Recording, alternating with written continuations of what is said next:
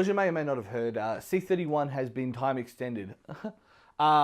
Because we've suddenly been told the news that for the next 6 months, C31's broadcast license will continue to exist. So it's both good news and bad news. It's great that we continue to be able to provide you guys with content, but the bad news of it is that it's such short notice that we have to kind of scramble to get everything going. So we will still be doing some C31 content. We'll be bringing you all that as per usual, but I would really encourage you to check out our other avenues. So Twitch, we do a lot of video game live streaming. YouTube, we do a lot of various bunch of videos. We're always doing a bunch of stuff on Facebook and Twitter. We're actually going to have a bunch of promotions to try and help promote that. So, we'll have some giveaways and stuff through Christmas, and we really want you to be involved in where we go next. So we'll be trialing a bunch of new shows, new formats, see what you guys think about the whole thing. But basically, get excited. We'll not be going anywhere. You can keep watching us for now, and Wiggles fingers, just cause they fucking hate it. Yeah. Hello and welcome to New Game Plus. I'm Tim. I'm joined by Donald. How are you? I come to you as a stone-faced liar, Tim. Last week when we said that Channel 31 was going off the air on December 31st, well, like a day or two before that episode went to air, C31 announced that it had been given an extension in its license by 6 whole months. Yes, so we did lie, but we didn't know, so it was out of, we tried. So it means that we'll get 6 more months of New Game Plus on television, but like we said last time, still subscribe to us on our YouTube and Twitch and all of our channels for even more New Game Plus going forward. Yes, because we made this big plan to move forward onto the interwebs and make content for that, but we will still be making episodes for Channel 31. So it's good. It's good to hear that all the shows on C31 can get extra airtime, that extra little time to transition towards online as well. So it's very exciting. It continues to give those communities such an important voice. But you know what's worthy of voice at the moment, Tim? What is? Game of the Year 2016 season. Yeah! Yes, it is. So 2016 year in review, we'll be having a look at games, we'll be having a look at trailers. We're looking at movies of the year, and we'll also be looking at the biggest news stories of 2016 as well. Yes, it's been a big year. 2016, it hasn't really been... Gaming has been a bit overshadowed by other things in the world, yes. But it's good that we can just sit down for a while and talk about the things that we enjoyed out of 2016 rather than focusing on negatives. It's also good that we can just revel in the short little gifts that gaming has produced for us so much this year, whether it be from Overwatch or whether it be from Hearthstone, or I'm just mentioning Blizzard games at this point, whether it be from World of Warcraft or Diablo 2. Yes. There's Diablo 2 news this year. There's a patch out for that game. It was a fantastic year for Blizzard, and we will find out what it has been a fantastic year for in the episode.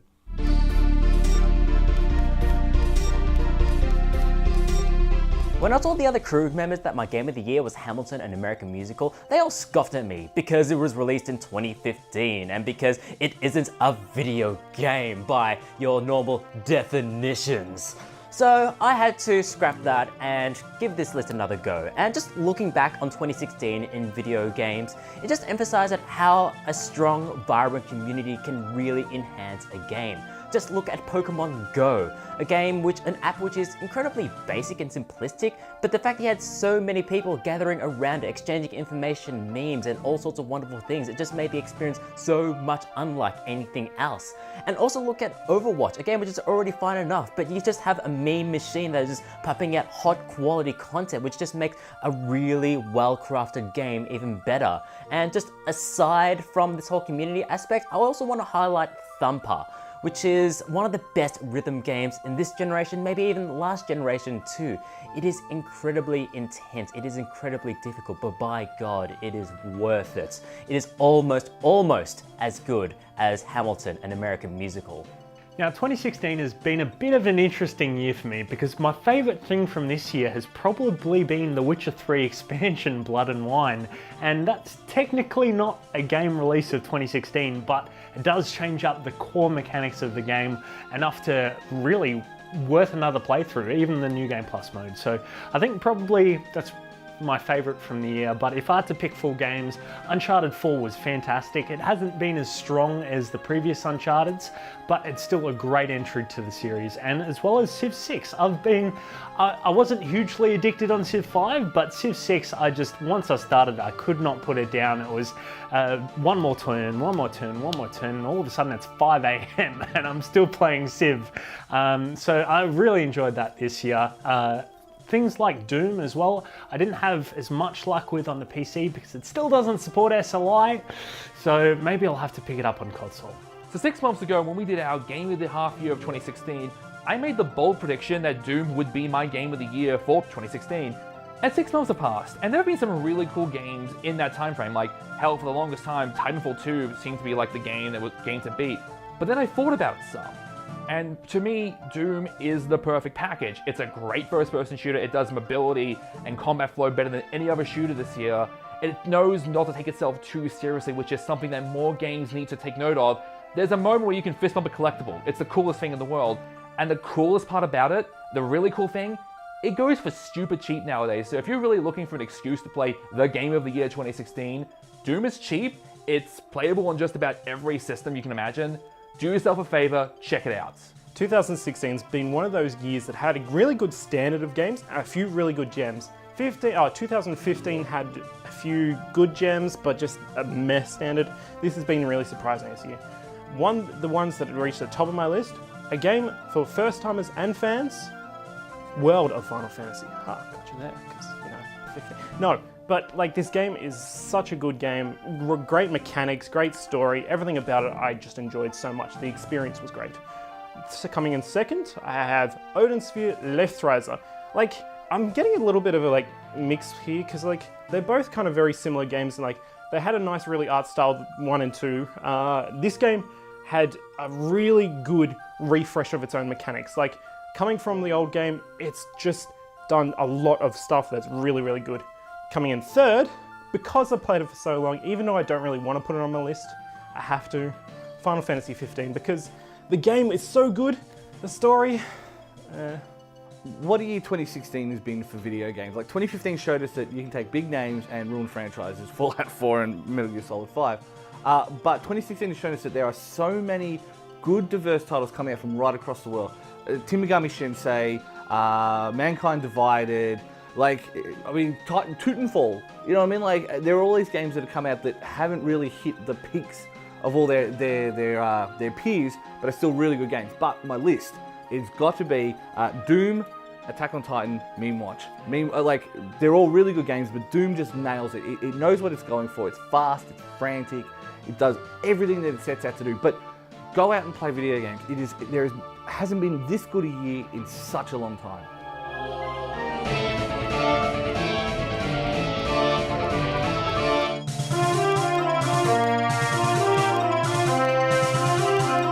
– 2016 was the year where those with patience were rewarded. Whether it be fans of beleaguered sports teams who have finally won a premiership, those who wanted the 1940s to come back into fashion, or, in our case, gamers who have waited 5, maybe even 10 years for a game to come out. And boy, oh boy, did they come out. Whether it be Doom, or The Last Guardian, or Final Fantasy 15, which ended up being the boy band album cover simulator that we were all dreaming of. By the way, head down to your local record store and get the latest albums from the Choco Boys, Lawrence and the Machine, and Radwimps. Just don't confuse them with Radwimps, which is an actual band. We also got our hands on the hotly anticipated No Man's Sky, which led to a supernova of anger as No Man's Sky did not live up to the astronomically high expectations put upon it. I don't know what was higher, the number of planets in No Man's Sky or the number of Change.org petitions accusing that game of all forms of scammery. And yeah, sure, the community hype train was a little bit over the top, but this wasn't helped by a intentionally obscure marketing campaign which didn't give out details of what the game actually was, which left us to fill in the space and then just insert this sort of idyllic space exploration, first-person shooter, stealth action adventure, MOBA collectible trading card game that also provided puppies and the meaning of life. The meaning of life, by the way, is more puppies. However, No Man's Sky trailers were far from the worst piece of gaming marketing in 2016. That goes to Battlefield 1. Where the game treated its World War I subject with respect and reverence, the social media team for that game were more like World War What? In one particular tweet, the company posted a gif of a soldier being flamethrowered underneath the caption, "When you're too hot from the club, hashtag just World War I things." And this came not a week after E8's Peter Moore was seen on Twitter wearing a Battlefield 1 onesie, proclaiming that it had pocket space for your melee weapons and your Doritos. Honestly, it wouldn't surprise me if those Doritos were especially made mustard gas flavor, just to rub salt into everything. This year also saw virtual reality becoming there's a word for this, actuality, with the release of the Oculus Rift and HTC Vive. And contrary to everyone's belief that everyone would be dedicating a room to their brand new VR masturbatoriums, it turned out that VR is still a plaything of the eager few. And it also turned out that where Oculus was expected to dominate, it turned out that the HTC Vive, with its room scale functionality, ended up being the headset of choice amongst the VR connoisseurs. The biggest loser out of this entire year was, and I mean this in every sense of the word by the way, was Palmer Luckey, the founder of Oculus, when in September it was found out that he had donated to Nimble America, a political group dedicated to posting anti-Hillary Clinton memes associated with the subreddit r/TheDonald. They held the belief that, quote, shit posting is powerful and meme magic is real. When asked by whether it was him behind it, Palmer Luckey did confirm that he had made the donations, telling the Daily Beast, "It is something that no campaign is going to run. I thought it sounded like a real jolly good time." Well, congratulations, Palmer. Turns out that the next 4 years are going to be a jolly good time. If only there was some virtual headset world that we could escape all this from. Well, there was one piece of gaming news that was almost as big as the US election. I speak, of course, of Pokemon Go, otherwise known as the reason you should have invested in shares for portable battery chargers at the start of the year. The game ended up being unlike anything that we've seen in this world of gaming, where thousands of people of all demographics were huddled around Pokestops and areas with rare Pokemon. Everyone wanted a piece of the Pokemon Go action, from businesses to presidential candidates. One website was even founded that promised to set up Pokemon Go players together on dates. Although, here's a piece of advice if you're starting an online dating website. If your users are gonna have sex at some point, maybe don't advertise with the tagline, "catch them all together." That could end terribly. So how did your date go? Alright, but I might have to visit the doctor. She gave me the crabbies. The hype has since died down, but Pokemon Go leaves us the legacy of long walks, this douchebag of a team leader, and fake news stories that everyone clicked on. Again, 2016. Do you remember that news story about the highway pileup that was caused when that driver stopped in the middle of the road to catch that Pikachu? That was a fake. What about that story of that teen who stabbed his brother after he deleted all of his Pokemon? Yes, that was also a fake. What about that news story when Ash finally became a Pokemon master? That is obviously a fake, because this guy insists on using an underpowered, overspoiled Pikachu. Get good, you scrub. So with that, we leave 2016. Sure, some of the news may have been dire, but it just meant that the games had a chance to shine even brighter. The games are so good this year, and 2017 just promises to be even better. Alongside the promise of the Microsoft Scorpio and the Nintendo Switch, it just means that the future may be almost tolerable. Almost. And that is everything that has happened in the world, ever.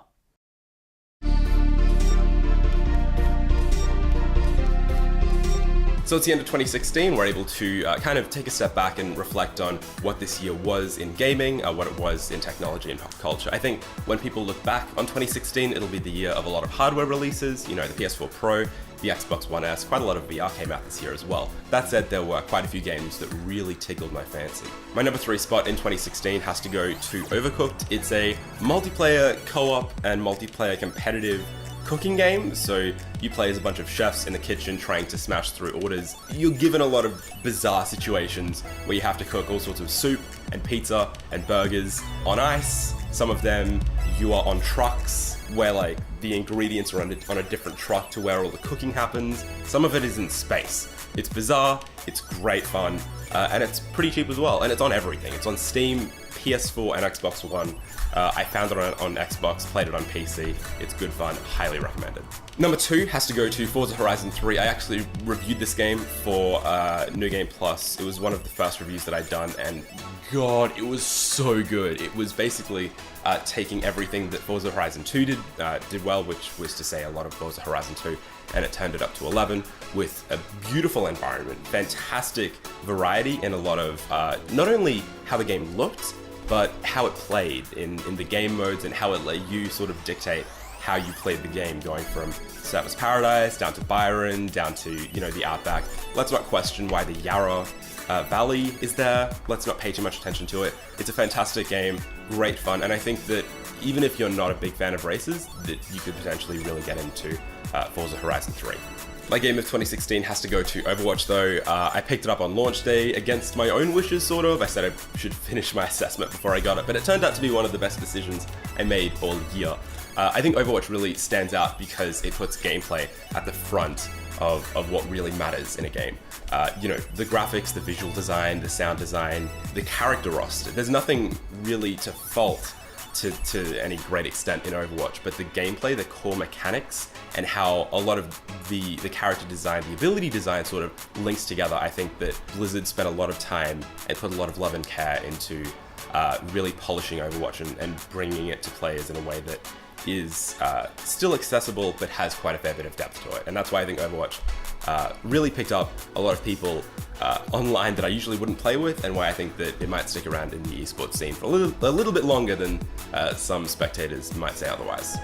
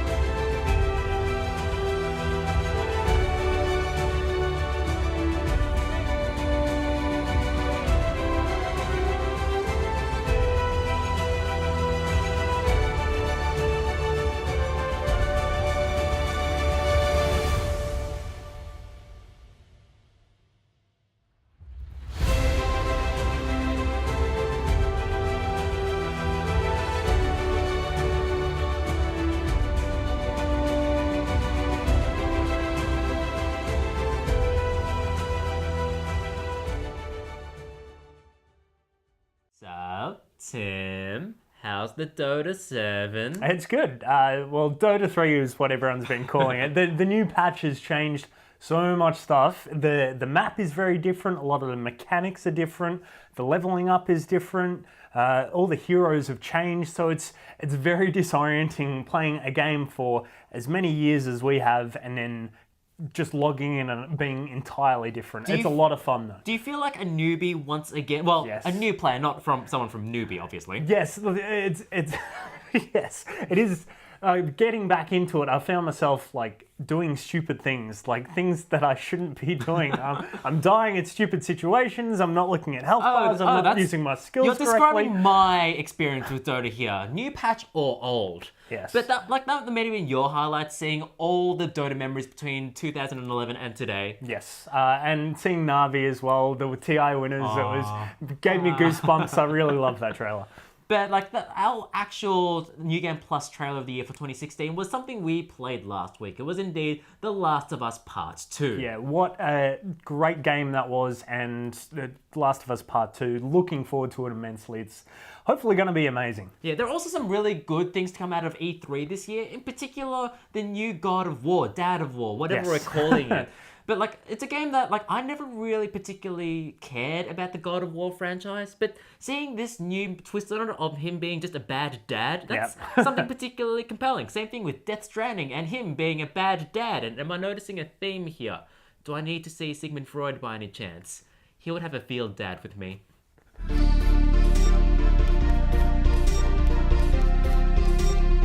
Now, Shane, I've dragged you up here to discuss what is New Game Plus's Game of the Year, and it is strange to say that it won to what? I think it's 21 votes? 21 votes to what, like 8? Or something like that. 8 is second. So, you know what? It's the Meme Watch.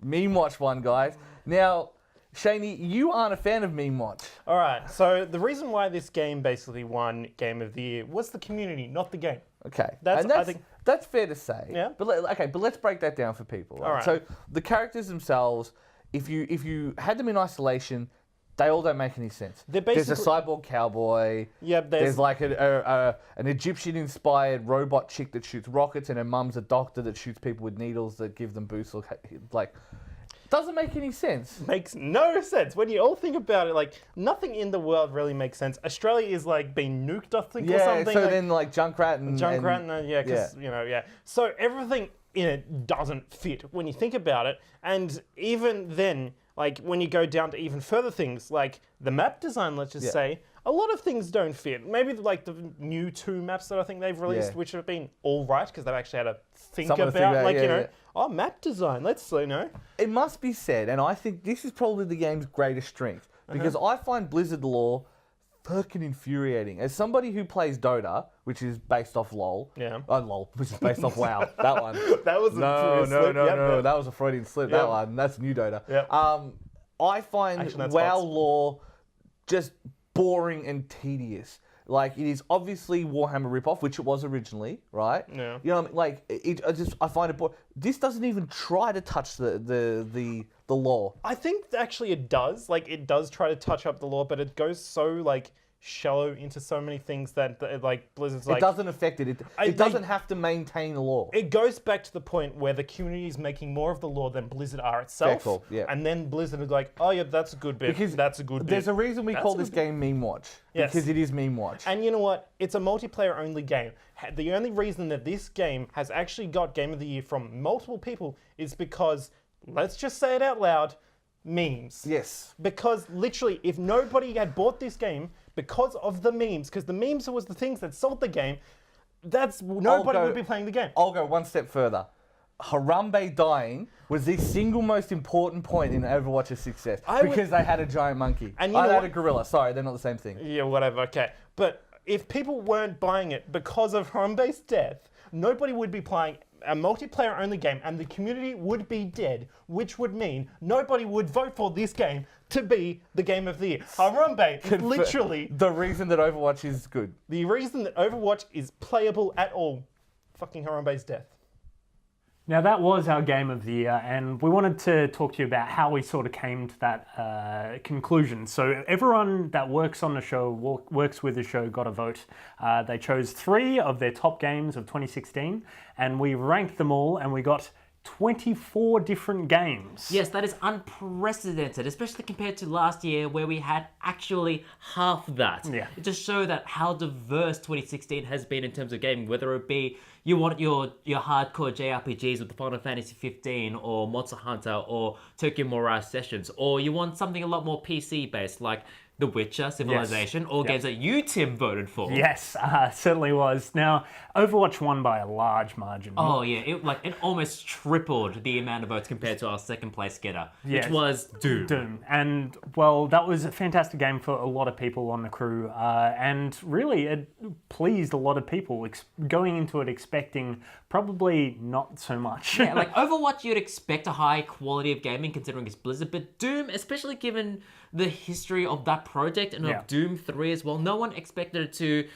recognize what its roots were and to lean into it so hard. Yes, and in third place, interesting that we get a mobile game, Pokemon Sun and Moon. Yes, mobile. Yes, it's close enough. Yeah, no, fair point. Because it just represents like such a such an innovation of the Pokemon mechanics. You don't have your 8 gyms anymore. Like they mix things up so much. They improve the quality of life for like small things. It's just the game we should have had 10 years ago, but we have it here, and it's still very good. Yeah, and in close like 4th and 5th, we had a lot of games that had same votes. Uncharted 4 was in there, one of my favorites. We had World of Final Fantasy. We had Final Fantasy 15 proper in there. And a lot of games that I don't even recognize. Games like Fury, Tokyo Mirage, a lot Thumper?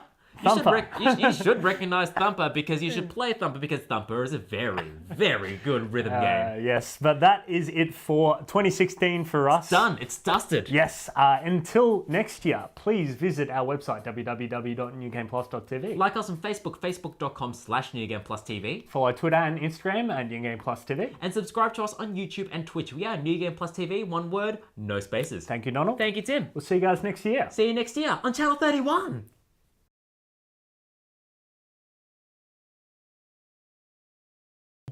Fucking Harambe's death. Straight from Shane. We're awfully critical in our game of the year. Because neither of us voted for it. Well, I gave it 1. Oh, you. Yeah.